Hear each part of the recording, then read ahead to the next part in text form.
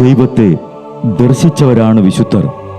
ആ വിശുദ്ധരോടൊപ്പം മാലാഖമാരുമായി സ്വർഗീയ ആനന്ദത്തിൽ ആയിരിക്കുന്ന ഞങ്ങളുടെ വാത്സല്യനിധിയായ അമ്മ ത്രേസ്യാളിൻ്റെയും പ്രിയ സഹോദരങ്ങളായ മണിദാസിൻ്റെയും ബ്രൈറ്റിൻ്റെയും പാവന സ്മരണയ്ക്ക് മുൻപിൽ ബ്രൈറ്റ് ഗ്രൂപ്പ് ഓഫ് അക്കാഡമീസ് പ്രാർത്ഥനാപൂർവം സമർപ്പിക്കുന്നു ഇന്നത്തെ വിശുദ്ധർ.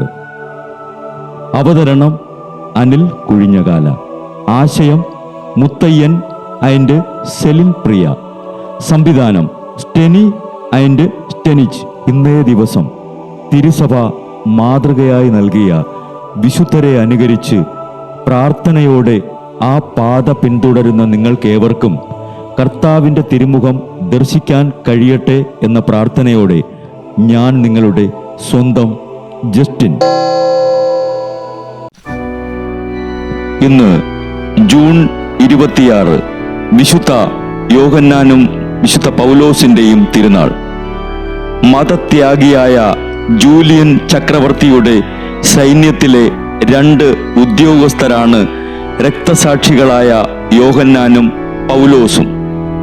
തങ്ങളുടെ സഹപ്രവർത്തകരിൽ ചിലർ ദുഷ്ടത കൊണ്ട് ഐശ്വര്യം പ്രാപിക്കുന്നത് അവർ കണ്ടെങ്കിലും ലോക ബഹുമാനം അവർ തേടിയില്ല.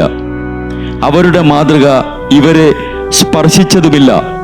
ജൂലിയൻ ചക്രവർത്തി ക്രിസ്തുമതം ഉപേക്ഷിച്ചു വിജാതീയ ആരാധനയിലേക്ക് മടങ്ങിയതുകൊണ്ട് താൽക്കാലികമായി ഉണ്ടായ നേട്ടങ്ങൾ അവർ ദർശിച്ചു. അവസാനം അദ്ദേഹം സ്വയം കുഴിച്ച കുഴിയിൽ വീണു. അല്ലയോ ഗലീലിയ, നീ തന്നെ ജയിച്ചു എന്ന് പറഞ്ഞുകൊണ്ട് അദ്ദേഹം മരിച്ചു. ക്രൂരനായ റോമൻ പ്രീഫെക്റ്റ് അപ്രോണിയാനൂസിന്റെ കീഴിൽ യോഹന്നാനും പൗലോസും രക്തം ചിന്തി മരിച്ചു. അവർ അസൂയാവഹമായ മഹത്വം നേടി. വിശുദ്ധരായ യോഹന്നാനെ, പൗലോസെ, വിശ്വാസത്തിൽ ഞങ്ങളെയും ധീരരാക്കി വളർത്തി ഒരുക്കണമേ.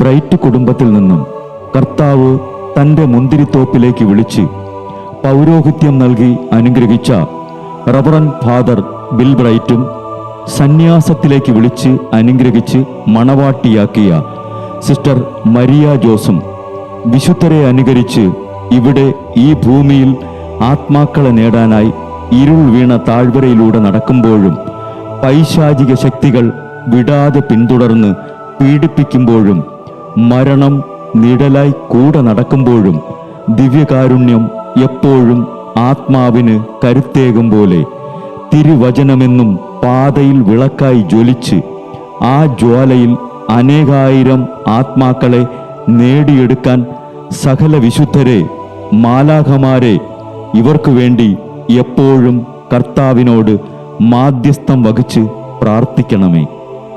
അനുദിന വിശുദ്ധർ നടന്ന വഴിയെ നടക്കുന്ന ഇവർക്ക് പിന്നാലെ കൽപ്പനകൾ പാലിച്ച് കരുത്തോടെ നടക്കുന്ന ഞങ്ങളും ഞങ്ങളുടെ പ്രിയപ്പെട്ടവർക്ക് അരികിലെത്തി നിത്യസൗഭാഗ്യം പങ്കിടാൻ അനുഗ്രഹമരുളണമെന്ന് കർത്താവെ അങ്ങയോട് ഞങ്ങൾ പ്രാർത്ഥിക്കുന്നു.